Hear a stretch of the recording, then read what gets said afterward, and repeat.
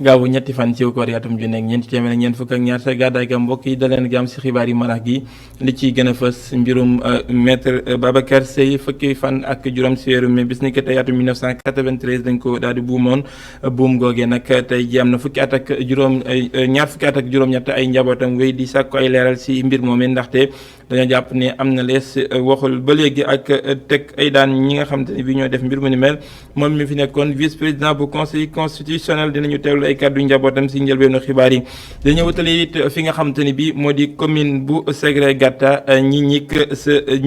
Mabo ak Mbëlëp loolu si diwaanu Saloum si département bu Mbinkilaan si Kaffrine la bokk askan wa fa nag génn ñaxtu yi li ko waral di ñàkk yoon bu baax woo xam te ne bi mooy dox seen digganteeg fi nga xam ne moo di Mbirkilaan ak fi nga xam ne moo di Mabo Waraar ak ñi nga yoon wu baax amuñu ndox amuñu courant waral nag ñu génn di ñaxtu dinañu déwlu seen ñaxtu yooyu ànd ak Adama Sall mi nga xam ne moo ñu teewal ci diwaanu Saloum article de la semaine ni ki gaaw gu jot Alaaji Malick Cissé dem seeti suñu naataango bi nga xam te ne bi moo di Jules Souleymane Ndiaye bu yëglekaay bi nga xam te ne bi moo di l'Observateur nag dellusiwaat si njiitu IAAF ga woon président Lamine Diack si réewum Sénégal ginnaaw bu mu amlante woon ak yoon si diwaanu tugal ba ñu tegoon ko loxo dellusiwaat na si réewum Sénégal naka la toogee ak njabootam ak dellusiwaat si njàpp googee moom saabalkat bi nga xam ne mu ngi nekk si yëglekaay bi di l'Observateur dellusiwaat na si waxtaan wu yaatu mi seq ak Alaaji Malick Cissé ci njeexitalu xibaar yi mbokk yi lii mooy li nga xam ne moo gën a fës si bele jataay nees kiis ñu def si faram-fàcce.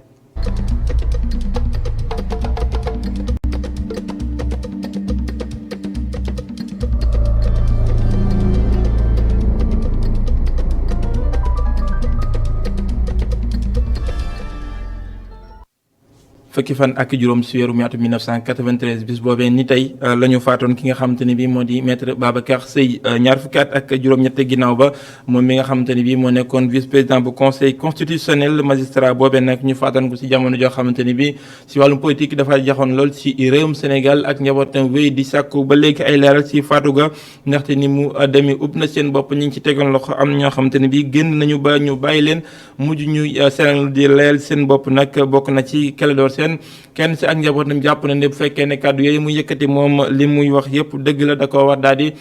biral wala bon mu daal koy dëggal si kanamu ñi nga xam te ne bi ñooy attekat yu gën a kaw si réewum Sénégal kenn si njabootam Abdi Seye lay wuyoo ñu teew lay kàddoom si jokkoom ak Miguel Maram Ndiaye. ni ñu ko daan defee rek at mu nekk suñu bàyyi génne àdduna ba léegi dañ koy defee rek moo di chaque 15 mai daan ko subhaanahu wa taala mi ñu may kàttan daan ko wàcceel kaamil ñaanal ko ànd ak mbokk yi ak am di jàmm yëpp ñaanal ko suuf sedd ko te saa yéexee ñu dem xam nañ ni bon suñu bàyyi lañ suñu papa lañu ñàkk nañ nag koo xam ne nag vraiment nag ku ñu bëggoon la te ñu duñ ko bëggoon yàlla rek moo tax ñuy wax parce que papa ju baax la woon léegi nag bon comme ni nga ko waxoon sànq rek moo leen que maanaam mbir mi daal ni mu mujjëm daal gënaluñu ni mu mujjee daal gënaluñu woon parce que duñu rek ñoo bëggoon xam ne xew Sénégal yëpp bëggoon xam vraiment li xew donc par conséquent ñoo ngi ñaan nag su fekkee que ni incha allah rabbi yaa ñu fi yàlla bàyyi ñu ñëpp su dëgg gi waree feeñ daal yàlla ñu fi fekk pour que daal ñëpp am jàmm Sénégal yëpp am jàmm ñu xam nag que ni Babacar Seye li nga xam ni moo ko fi tax a jógee lii la woon concernant Clédor Sène lépp lu munti wax moo ko waxul boppam ci affaire boobu léegi moom nee na que ni yaakaar naa ni bon duñ koy wax à travers ces réseaux sociaux à travers la presse à travers partout que ni moom benn maanaam ci wàlluñu benn kutu la woon rek bu doon utiliser léegi na wane na dem si yoon wane na lañ ko doon utiliser ak ñan la ko doon utiliser su ko defee firnde bi comme ça su ko defee léegi su joxee ñi nga xam ne ñoo ŋànk yoon su leen waxee na mu demee ak yooyu yëpp kon léegi wax di fon foti mën a féete boor donc par conséquent daal ñun daal nañ ko bàyyi daal moom ak waxam mu jox ay preuve am ñam ko war jox ñooñu la ne war def ñu def ko daal loolu moo ci suñu xalaat daal loolu nag li mu wax yëpp nag engagé wu ko du moom nag boppam lu engagé wu famille bi si dara jeexatu dossier bi mooy leen kër ñëpp a xam loolu moom mën jeexal dossier bi ñëpp a xam suñu waree xam du rek gis ni ki tey it lañu faatoon étudiant boobu nga xam ne mu ngi nekkoon ci université Gaston Berger bu Ndar Fallou Sène di atum 2018 ki nga xam ne mooy layool nekk kii layool ay njabootam ba léegi moom li ëpp boppam moo di ndax dafa mel ni yoon dañuy daal di am ak ñàkk man goo xam ne war nañ ko saafara mboolem li nga xam ne ni moo di jalte ndax li nga xam ne moo am ci googale faatu ba léegi am mënu guñu loo xam ne wër na ci bopp njaboot gi ba léegi ñuy wéy di sàkku ak leeral ci moom li wàllu faatu ki nga xam ne moo di Fallou Sène amoon bis ni ki tey seen kàddu ki ko yor di ki nga xam ne mooy Ndella Yàlla maître Assane Dioma Ndiaye ñu teewlee kàddoom ak ci jokkoom ak Abdourahmane ñu xëy ne leen am na ko faatu ci ay événement te kooka kat seen doom la ñooñu bu ñu sañoon justice mun a def liggéeyam ci diir bu gàtt ba ñu xam d'abord faat bi lu ko waral ak ci kan la jógee loolu nag bu ko njaboot bi amee dina mun a tënku xëy na ci li ñuy wax soit mu baale wala mu xam ne lii nag loo xam ne mënul woon ñàkk waxtu ma jotoon mu def mais bu ko bàyyi ci kumpa muy laaj justice nga naan maa ngi def enquête bu dul jeex ñetti at dem na bu déwénee anniversaire bi ñu nekkaat fi étudiants yi itam ay nawleem di toog di laaj justice parce que ñoom aussi jàpp nañ ne lii daal Fallou Sène mënoon na dal ku ne ci ñoom donc loolu boo ko boolee te ñu xam ne justice am na étape boo xam ne bu fa nekkoon day am dépérissement des preuves trouble à l'ordre public bi nit ñi dinañ dem ba fàtte ko donc mu indi benn décalage entre bi mbir mi amee ak bi atte bi teew te ñu gis ko nag bu weesoo dossier Fallou Sène ci dossier Bassirou Faye bi noonu la demee woon dossier Mamadou Diop bi Balla Gaye bi moom waxatuñ foofu sax justice amu ci donc nit ñi dañuy dem ba jàpp ne est-ce que réellement li nga xam ne mooy sooklu société bi nga xam ne buñ demee ba jaaxle dafa am régulation koo xam ne moo war a taxaw kat ne mbir mi lii moo xew nit ñi tënk ci liñ ciy tënk buñ ciy indi ay jàngat ñu def ci ay jàngat bu ñu waree baale mais indi ci leçon yoo xam ne ëllëg lii xëy na dinañ fexe ba suñ société dootul tebbeeti ci mel noonu loolu yëpp bu fekkee justice bi demul ba mun a jouer rôle boobu xam nga day indi benn ñàkk kóolute bu am ci justice bi ba nga xam ne nit ñi bés bu atte bi am itam dina fekk sax xëy na nit ñi seen xel jóge na ci. ñu des si daara yu kaw yi université Cheikh Anta Diop bu Ndakaaru rawatina fa ñuy jànge Mbour département histoire ñoom nag dañuy daal di bëgg daal di delloo njukkal ki nga xam ne moo di professeur Iba Der Thiam juróomi fan si weeru juin lañ ko jàppoon waaye dañ ko dàq ba fukki fan ak juróom-ñaar si weeru sulet waral nag ab lël boo xam ne jëm na si waajal ga tey jii foofee nga xam ne fa la ñuy tàggatoo si wàllu Mbour di département histoire si teewaayu mboolem ñi nga xam te ne bi ay kilifa la ñu si université ba di jàng mu kawe ma sa bërëb ba ñu teewlu si professeur Mamadou Fall ni ay leeral si micro ki nga xam ne moo di Abdourahmane Ni danañ mën a dajaloo fexe ba vraiment jox Iba Der li nga xam ni moom la yelloo maanaam ñu sargal ko liggéey bi nga xam ni def na ko fii tàggat bi nga xam ni tàggat nañu ko ñun ñii ñëpp parce que li nga gis nii ñëpp Iba Der jàngal na leen à commencer par man nii ak àq bi nga xam ni université ameel na ko Sénégal ameel na ko ñu mën ko jox ci anam bu wér ba feeñal ko ci fii ak ci bitim réew dañu jàpp ni ku mel ni comme Iba Der buñ koy sargal bi dafa war a yaatu moo tax bu boobaa ci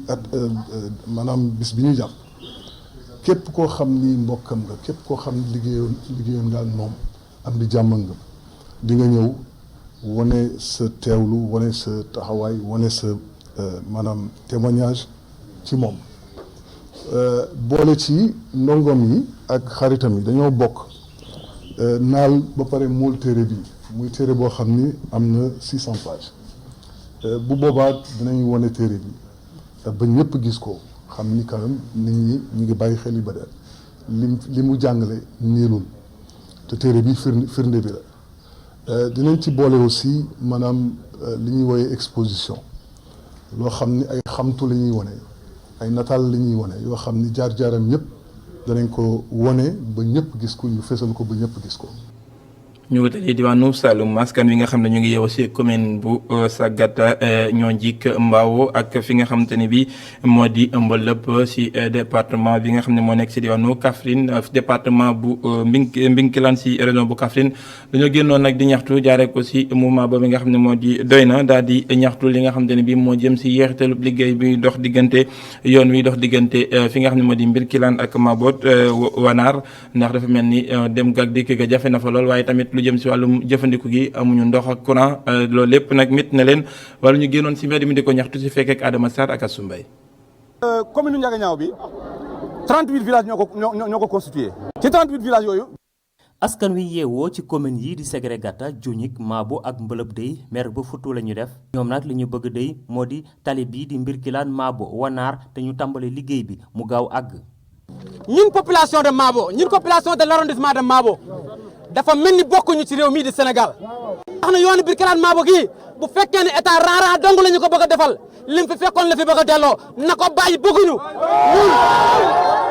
lu ñu soxla nañu ko xoolal arrondissement Mabo 25 kilomètres nu mu ndawee ba léegi mënuñoo fexe ba ñuulalal ñu ko loolu nag lañ ne ak gas yi ça suffit doy na. leneen loo xamee ne ñu ngi koy sàkku bokk na ca li nga xamee ne jëm na ci wàllum courant fii ci arrondissement Mabo boo xoolee courant bi bu dee 50 dëkk la benn dëkk moo fi am courant bu dee 131 dëkk yi 5 dëkk rek ñoo fi am courant kon xam ngeen ne loolu rafetul bu dee ci côté poste de santé la war nañu am 10 postes de santé fii ci arrondissement Mabo bi mais tey benn poste de santé digne de son nom wala ñaar nga fi mën a compter boo pare jeex na ambulance médicalisée amuñu ko amul lenn lu nga xamante ni tey infrastructure la boo xam ne war nañ koo bénéficier ñu defal ñu ko. ñoom nag ñuy xam ne day ci réew mi la ñu bokk ba tax na daal lépp loo xamee ne day seeni gox yi ñu ngi koy am ñoom itam bëgg nañ mu am si seeni dëkk yooyu. nag tey ñu ngi ñaan village yi nga xam ne tey ñoo composé arrondissement Mabo nekk 131 villages lu ñuy ñaan mooy nañ leen jox électrification rurale nañ leen jox ay poste de santé lampadaires yi ñuy séddale ci réew mi nañ ci am lépp loo xam ne la ñuy cërul ci dëkk bi dañ ci am droit am ci. fàttali nag communes yi di Ségrégata Diougnik Mabo ak Wanar ñu ngi bokk ci département bu Mbirkilaan ci région bu Kaffrine. Adama Sarr génn jooy gi la ñuy dégg foofu sa diwaanu Ndiaganiao si suuf ga dëkk yi nga xam ne ñoo fa nekk ñoom it lu ni mel moo leen indil bopp bu wubu di li nga xam te ne bii moo di yoon bu bon woo xam ne mënuñu koo jël di dem fenn courant ak ndox waxi noppi waaye tamit lu jëm si wàllum faju gi nekk na loo xam ne jafe-jafe la si ñoom docteur Lamine Diouf a yor seen kàddu ñu teewlay kàddoom si micro Mountaga Kane. commune Ndiaganiao bi 38 villages ñoo ko constitué ci 38 villages yooyu juróom-benn kese ñoo am courant. te si juróom benn yooyu amul benn dëkk ci zone Bafon bi nga xam ne bokk nañ ci am courant loolu duñ ko nangu te loolu du yoon manqué ndox mi ak ndox mi nga xam ne dafa cher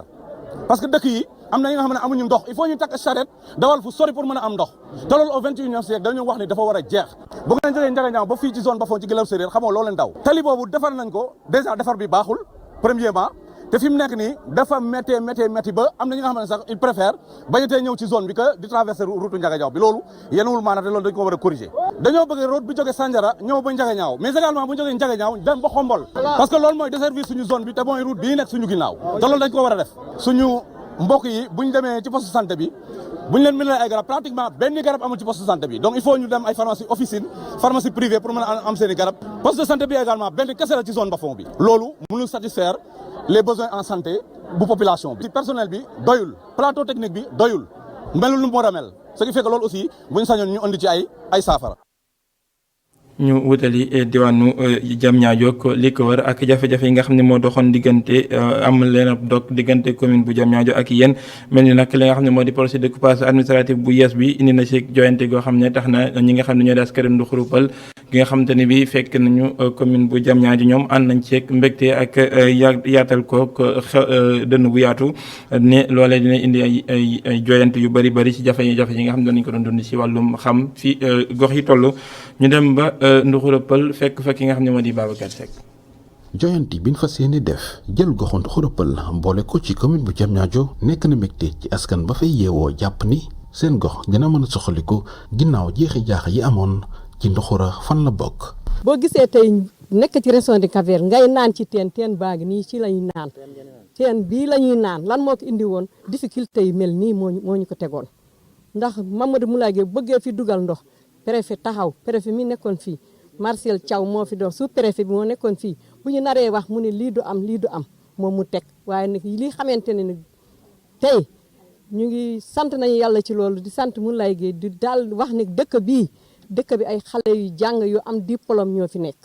kenn liggéeyu dañuy yaakaar luñ léegi ñu commencé ubbi robinet yi ñuy root yaakaar nañ suñu dispensaire bii léegi mu dépassé fii yaakaar nañ suñu météo ndik bi xamante ne dañu ko teg budget mu taxaw yaakaar naa léegi Mariama Gueye mii léegi mu nga am batari fu soobee yàlla. askan bi wane seen i mbégte ñu ngi oo ñeneen ñi nga xam ni dañ bëggoon boole seen bopp ci yéen ñu def benn say ngir liggéey dëkk bi. di wax ne ñun Nduxura liñ ci bëgg mooy ñun ñëpp nañu ànd booloo képp koo xamee ne yaa ngi demoon ci beneen côté aussi na nga ñëw ñu ànd booloo ñu liggéey parce que Nduxura ñun ñoo ko moom. fii la sunuy baay juddoo fii la sunuy maam juddoo ñun fii lañ juddoo sunuy doom fii lañ juddoo ñeneen ñi it sunuy doom seeni doom fii la ñuy juddoo bu soobee yàlla donc nañu ànd ñu booloo liggéeyal Nduxura liggéeyal commune du Diamniadio képp koo xamee ne meroon nga dem feneen ñu ngi lay tàllal loxo nga ñëw ñu ànd liggéey Nduxura pour le développement de Nduxura. ci fàttali conseil municipal bu Diamniadio ànd na ci joyante bi nu nar a def jël Nduxurupal boole ko ci commune am. Babacar Seck ñi nga xam ne ñooy saytu ñi caabi féete ginnaaw di administration pénitentiaire jël ndogal ci jamonoy Korité gi daal di amal ñaari fan yoo xam ne dinañu nangu ñi nga xam ne ñoo di njaboot yi ñii ñu daal di tëj foofee jindil leen ay xewloog yu ni mel loolu nag ñi nga xam ne ñoo di njaboot yi bëgg nañ ci loolu donte nag nee nañu ñaari du am dina am ay dëgër yoo xam ne dina am ci ñoom ñu bëgg a yóbbu seen i ay xewal seen i njaboot am jafe-jafe ngir mën faa jotandi loolee bëgg nañ ñu gën koo joyanti ñu ànd seeg gëstu bi nga xam ne def nañu ko ay soto ga nag Augustin Mandang. fii ci prison Rebeuss am mbooloo ñëw indil ay lekk ñu fi tëj soxna si caatam ñaari at mi ngi tëdd ci kaso bi muy rafetlu loolu ndogalu kilifa yi jiite kaso bi te it di ñu xamal dara mosu koo boole ak ñoom. waa sant yàlla ndax lu amul bu amee da ngay sant yàlla xam ne lu ci lu baax lañu jëm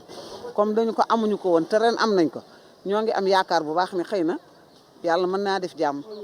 dox yàlla mosuma fee dund lu metti moom heure bu ma indee fii su ma ñëwee indi añ bi dañu koy jël laaj ma sama tur laaj ma sama identité ma jox leen ñu daal di koy seet dugal añ bi ma ñibbi su ma amee xaalis bu ma koy dugalee itam ma jox leen ñu arrêté sama identité ma ñibbi man aw ma fi jafe-jafe man te yàlla rek a tax mu ñëwee damay joxe. keneen ki ñu fi dajal nag ngi ñuy xamal ni togg yu ñuy indi ci ab siwo yuy jaax téeméer ba ñaari téeméer la ñu koy sotti muy ñaan ñu bàyyi leen ñuy indi bés bu nekk ay lekk. kii bi repas yi nii ci siwo yi rek nga koy def quoi ci siwo yi rek nga ko mën a dugal après ñu yóbbu ko. waaw dañuy bind foofu seen tur ak seen sant ak numéro de chambre bi yëpp pour bu ñu demee ñu mën a xam ne añ bi kii moo ko moom quoi parce que repas yi bëri mooy ñëw quoi. Ouais. Mais ñun bu ñu sañoon ñuy bàyyi chaque jour añ bi de dem quoi mais samedi dimanche bi nii arrangé wul kenn parce que ñun nekk ci biir lu ñuy dund kenn xamul lu ñuy dund dafa metti foofu dafa metti bu baax a baax bu ñu sañoon ñuy bàyyi chaque jour ñuy yóbbu añ bi mais samedi dimanche bi franchement parler dafa metti quoi c'est dur. Togola moom di waajal ñibbi ñaawlu na loolu canette boisson yu ñu leen di texee joxe seen détenu.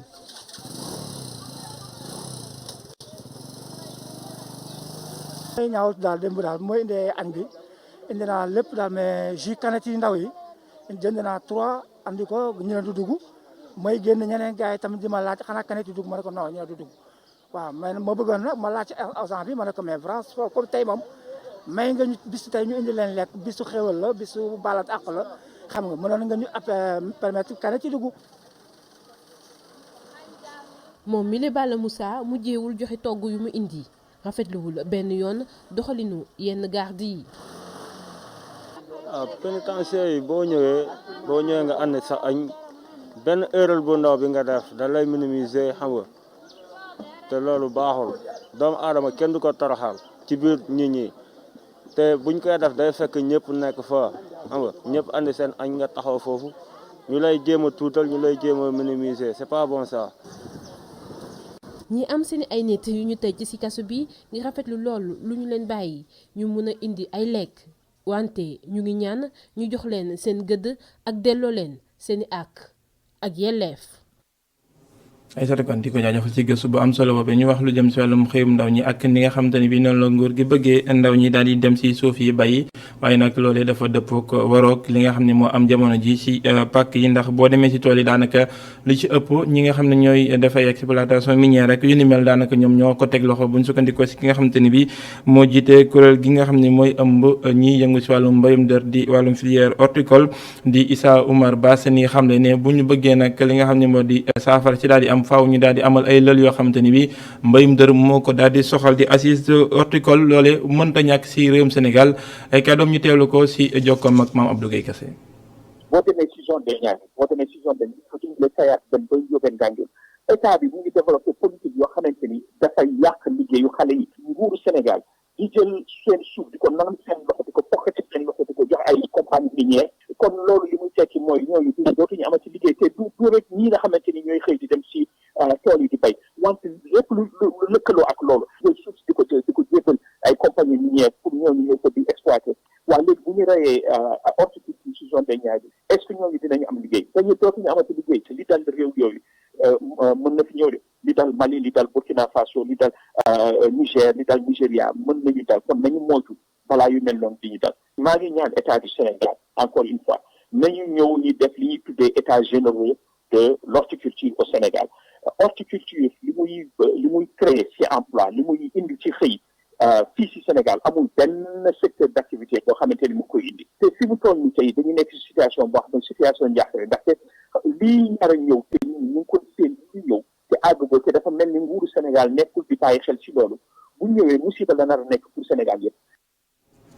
ñu dellusiwaat si mbirum maître Babacar Seye ak stade bi nga xam ne moom mooy wuyoo aw turam sa diwaanu Ndar ñi nga xam ne nag moo di ñi koy taxawu daameen jamono ji dafa tombeek ñuy fàttaliku ñaar fukki at ak juróom-ñetti ginnaaw bi mu faatoo bi ñu ko buumee dañuy bëgg daal di toxal li nga xam ne moo di boobu lee stade nag ndaw ña fa ànduñu si ndax dañoo jàpp ne loolu dëppoo ak li nga xam ne moom mooy li indi doxin wu gën a ñoŋ si li nga xam ne moom la ñu yëngu di wàllum tàggat yaram foofu si diwaanu Ndar ñu fekk fa Momar Alice Niang ak Matar Seck. tey yamook fukki fan ak juróom ci weeru mai di bis bi ñu boomoon maître Babacar Seye moom la ndaw yi nga xamante ni ñoo bokk ci plateforme bi xeex ngir ñu bañ toxal stade maître Babacar Seye tànn nag ngir amaloon wàcce kaamil ci biir stade bi waaye loolee mujjuta antu. bi ñu ñëwee fekk nañu stade bi tëju ñu wax ni daañu def point de presse def ñaan bu ñu paree lépp lu ñuy def ñu continuer ko def ak kaamil boobu ñu bëggoon def. ñuy fàttali symbole boobu ci biir combat bi daf ci taxaw stade maître Babacar Seye infrastructure sportive bi la ñu wax bu ko kenn délocaliser buñ ko yóbbu fenn buñ ko transformer def ko leneen. initiative boobee nga xamante ni ndaw yi amoon nañ ko famille yupp dem si yàlla maître Babacar Seye ànduñu ci. ñi fi nekk di mbubboo maître Babacar Seye ni dañuy xeex te xam ne ni que ñoom mbubboo ni tur bi rek am na leneen lu ñuy wut si biir. te nga xamee ñun xeex boobu du suñu xeex ñun famille bi ñu ne kon ñun d'accord nañu pour turu maître Babacar Seye suñ ko toxalee si stade bii mu nekk nii yóbbu ko si beneen stade bu bees tàq mi nga xamee ni flambant neuf lay doon aux normes internationales aux normes FIFA ñun famille bi dañuy tàcc ndaxte xeex boobu kat ñun moo ñu yitteel mooy turu Babacar Seye képp kuy def commentaire télé wala rajo nga ni Sénégal mi ngi football ak mi ngi jongante ak équipe bu Argentine équipe bu France équipe bu Cameroun équipe bu Nigéria. ñun fan la koy defee ñu ni Ndar fan la koy defee si Ndar stade maître Babacar Seye mooy stade nga xam ne au nom FIFA ñun kooku duñu am lu ñu di si kontaan te duñ si jàppale nag monsieur le maire di ko jàppale si intention boobu parce que tout simplement gis nañu ni que xeex boobu muy xeex ñun gis nañ sa suñu bopp. keneen ki ñëw nag nii da ngay mbubboo famille bi nag nii da ngay xeex pour que stade bi ñu mën ko délocaliser bay woote naa da ngay woote kaamil tuddee ko maître Babacar Seye te bu ngay woote kaamil bi kat jokkaloo ak sunu maître Babacar Seye. ci kàddu yi nga xamante ni waa mairie bi yëkkati nañ ko xamle nañ ni li tax ñu bëgg toxal stade bi dafa méngoo ak xalaat yu nga xamante ni techniciens yi am nañ ko. reconstruction maanaam tabaxaat stade Babacar Seye la ñu waxaatoon donc waaye 11 milliards yooyu ñoo ngi koy tabaxee stade Babacar Seye ba léegi jóguñu si dañu ni site bi fi ñu koy def moom mu ko mënul def waaye 11 milliards yooyu dañu ko tabaxee stade dañu ko reconstruire daañu tabaxaat stade Babacar Seye ci site boobu loolu mooy coow li nag waru ko mat parce que question bi mooy mën na nekk waaw fan la war a nekkee ñu ni fii la war a nekkee loolu yaakaar naa ne warul nekk un débat parce que maire bu mu lancé débat bi c'est pour nit ñi réfléchir mais pas pour nit ñi jël ay rajo di wër di def campagne kaay leen dañuy nangu stade bi yooyu dama yaakaar ne ay acte politique la yi nga xam ne buñ si àggee ñun daañu indi ay réponse ci lu demee noonu. stade maître Babacar Seye bi nga xamante ni moo waral coow li ñu fàttali ni mi ngi nekk ci avenue Général de Gaulle ci xolu dëkk bi nga xamante ni moo di Ndar nga xamante ni mi ngi gën di màgg. Momar Alice Niang di ko jaajëfal ay fukki ak ñeenti doomi Sénégal yu nekk Pérou bu ñu sàgganee dinañ leen delloo si réewum Sénégal li ñuy duppee expulsé génn leen réew ma li ko waral nag dañoo jàpp ne seen nekkin foofee jaaduwul ginnaaw bi nga xamante ni bii dañoo jaar si ay porox ndoll ki nga xam ne moo di njiital Horizon Sans Frontières Boubacar Seye li mu jàpp moo di jafe-jafe yi li ko indi moo di tëj gi ñu tëjoon digalu réew yi diggante Europe ak yeneen dëkk yi di frontières yi ñu tëjoon nag loolee waral ay mbiram waaye nag li nga xam ne moo jëm si delloo si leen moom buñ ko defee dinañu jalgati liy sàmm ak doxal ak yelleefu doomi aadama si àdduna wërgal këpp ay leer lam wala bon ni nga xamante ni bii moo sabab ay kàddoom ñu teewlu kook Abdourahmane Di. mais li ko indi aussi je crois que pour ñu saafara ko il faut que ñu dénoncer la fermeture des frontières européennes parce que loolu mooy conséquence li yëpp l'obtention des visas problématique yi ci am yëpp moom moo tax tey ñi nga xam ni c'est des populations vulnérables ñi nga xam ni dañuy daw la pauvreté ñi nga xam ni dañu yaakaar la solution c'est immigrer boo xoolee dañuy contourner vers d'autres zones vers l'Amérique latine vers l'Amérique centrale yooyu zone aussi mu nekk des zones extrêmement dangereuses donc boo xoolee l'indice de criminalité l'indice de sécurité est très développé dans ces pays-là mais ñu ci bëri ñoom xamuñu donc ils sont exposés je crois que loolu tey la ñu war a xoolaat jéem a pour saafara ko jéem a xool comment on peut faire avancer la réflexion sur la prise en charge tey des flux migratoires ci contexte bi ñu nekk tey mondialisation contexte mobilité croissante donc tey foofu la ñu war a teg débat bi ba yu mel ni ñu indi ci ay saafara il faut que ñu xeex tey contre ñun li ñuy tuddee le paradoxe libéral moom mooy lépp loo xam ne dañu xalaat ni économiquement baax na rek alors ñu ne c'est politiquement dangereux pour des raisons sécuritaires loolu la Europe di def tey je crois que la question de mobilité elle est soumise à des restrictions pour des raisons sécuritaires loolu yëpp tey il faut que ñu xeex ko pour mu mën a deñ tey il faut que ñu xoolaat des lois beaucoup plus universelles qui protègent les plus faibles et les vulnérables yi nga xam ne yu mel ni tey jii dina mën a wàññeeku maintenant au niveau du Sénégal je crois que nag il faut que ñu saytuwaat problème bi parce que l'extrême pauvreté le chômage tey pousse la jeunesse bi nga xam ne amatuñu espoir.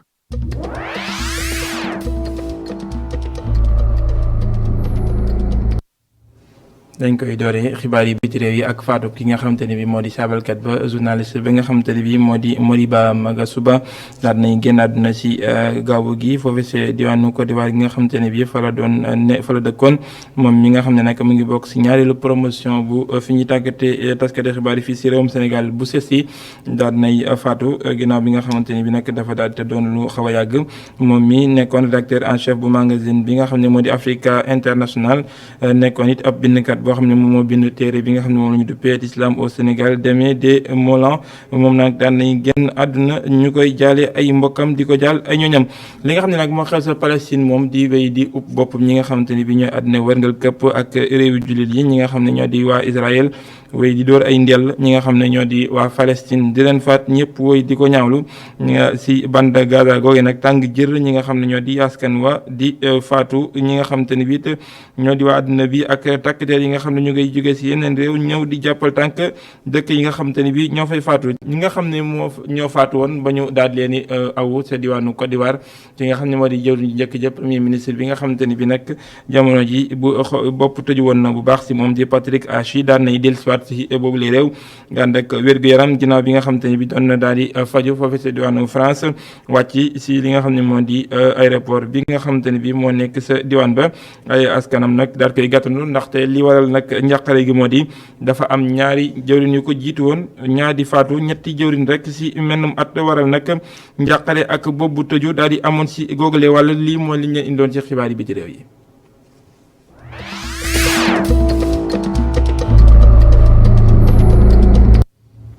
njiitu IAAF ba woon président Lamine Diack dellusi na si réewum Sénégal ginnaaw bi mu amlante nag yoon àdduna bi si wàllum liñ ko doon tuumaale si kër googe mu jiite woon ne lañ ci doon def ak njuuj njaaj ak li nga xamante ni bii moo di wàllum dopage athlète riche daan nay dellusiwaat si réewum Sénégal ginnaaw bi ñu ko tëjee ñeenti at ak ñaari ati kaso yoo xam ne moom la waroon a tëdd moom président Lamine Diack dellusi na ayu bés bi si réewum Sénégal waral nag ki nga xam ne moo di suñu naataango bi di Jules Souleymane Ndiaye bu yëglekaay bi nga xam ne moo di l'Observateur daal di bind xet yu yaatu woo xam ne moo jëm si nekk gi mu dellusiwaat si réewum Sénégal noonu la saabale li nga xam ne sax moom la looyee saaba yi nga xam ne moom la bind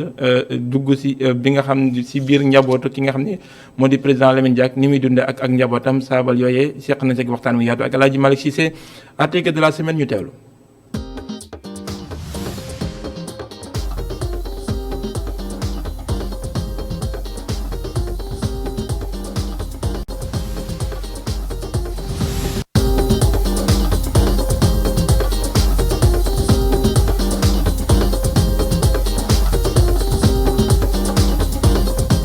Lamine Diack agsi na Dakar si altine bi juróom-ñetti waxtu si guddi ba mu tegalee ñeent fukki simili ak juróom-ñett la vol bu Air France ni cëpp ci aéroport international Blaise Diagne ginnaaw juróomi at mu nekkoon ci résidence surveillée ca Paris quotidien l'Observateur ni dellu si bi dafa ànd ak dal amul benn xumbaay.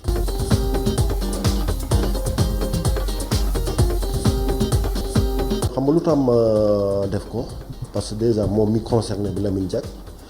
bu ñu annoncé son retour am na déjà y avait un collectif qui était mis en place ici mooy le collectif les amis de Lamine Diack ñoom dañoo prévoir pour réserver un accueil chaleureux mais le concerné moom déjà il avait dit qu'il ne veut pas d'accueil nañ ko bàyyi mu ñibbi tranquillement retrouver sa famille ak mbokkam yi nekk bu ñu bàyyoon Dakar fii depuis plus de 5 ans donc les gens l'ont respecté pour mu ñibbisee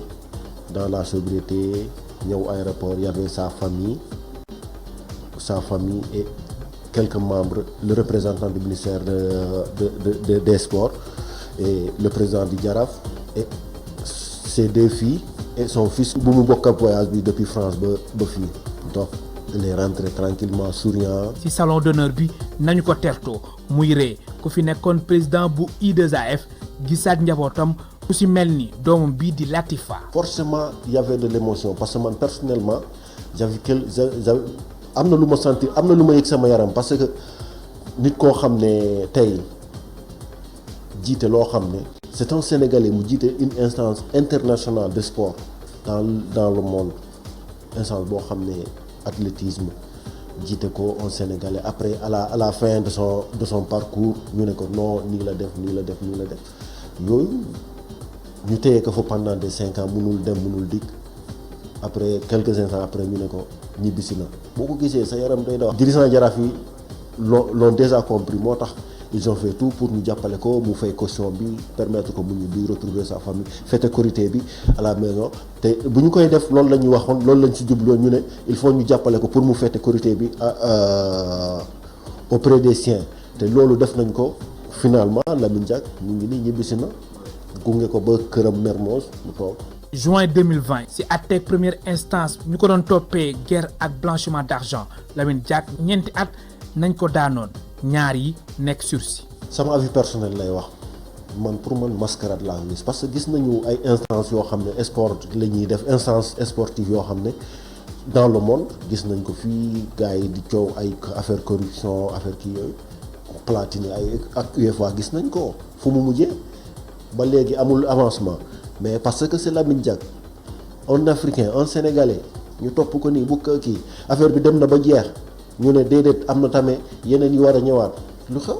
justice bi nee na lii ak lii moom du début à la fin il n'a pas varié dans sa version tàkku ci laalu ci lu mu expliqué loolu la expliqué lu mu expliqué ci PV yi loolu la expliqué ci procédure procès bi man parce que j'ai eu la chance de suivre le procès à partir de Dakar fii malgré que procès bi Paris la doon kii déroulé mais suivre naa ko fii nii parce que parfois dama doon recevoir ay documents yoo xam ne ça venait de Paris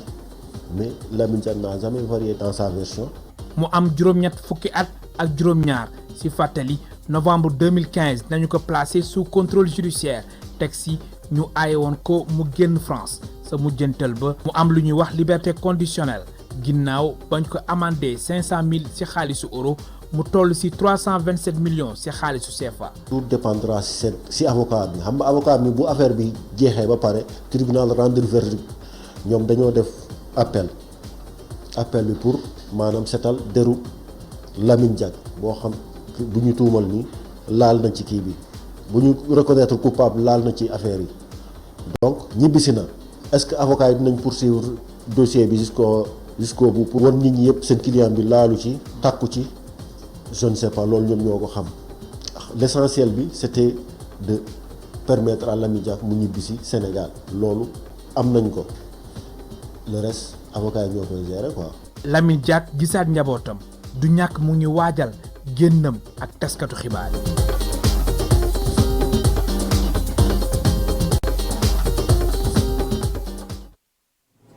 di ko jaajëfal El Hadji Malick Cissé jaajëfal leen yéen it mbokk yi ci teewlu bi lii moo daal yëkkati bi la jotaay geneen jotaay 19h45 la doon ci kàllaamay nasaraan ak